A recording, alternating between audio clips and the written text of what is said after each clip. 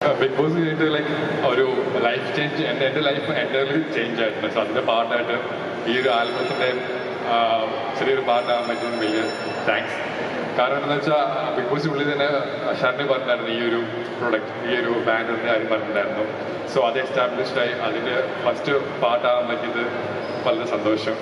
എനിക്കാണ് സന്തോഷം നിങ്ങളെ കിട്ടിയത്, സത്യം പറയുന്നത്.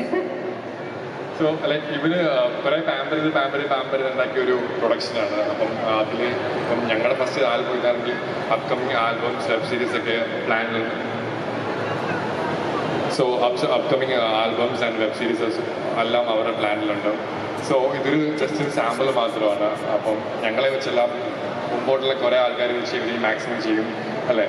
കുറേ ഇപ്പോൾ തന്നെ ബിഗ് ബോസ് സിജോ വെച്ച് തന്നെ പുതിയൊരു സിനിമ ഒരു പ്ലാൻ ചെയ്തിട്ടാണ് നടക്കുന്നത്.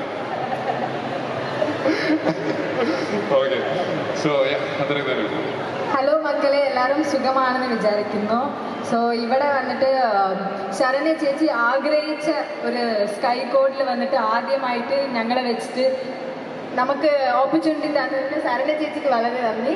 ആൻഡ് ഓൾസോ ഇതേപോലെ കുറേ പ്രോജക്ട്സ് സ്കൈ കോഡിൽ വരാൻ വേണ്ടി എൻ്റെ best wishes. And yes, thank you. നമ്മുടെ പ്രോജക്റ്റിൽ ശ്രീതു അർജുനായിട്ട് ചെയ്ത മക്കളുമാരുണ്ട് ഇവിടെ, ഒളിച്ചിരിക്കുകയാണ് അവിടെ സൈഡില്. എവിടെയാണ് ആ മക്കളുമാര്? ഇങ്ങോട്ട് വന്നേ, ഇങ്ങോട്ട് വന്നേ. ഇതാണ് ചെറിയ ശ്രീതു അർജുനായിട്ട് ചെയ്തത്. എങ്ങനെയുണ്ടായിരുന്നു? കണ്ടായിരുന്നോ? എങ്ങനെയുണ്ടായിരുന്നു? അർജുനായിട്ട് തോന്നിയോ നീ? അർജുൻ ശ്രീതു അല്ല.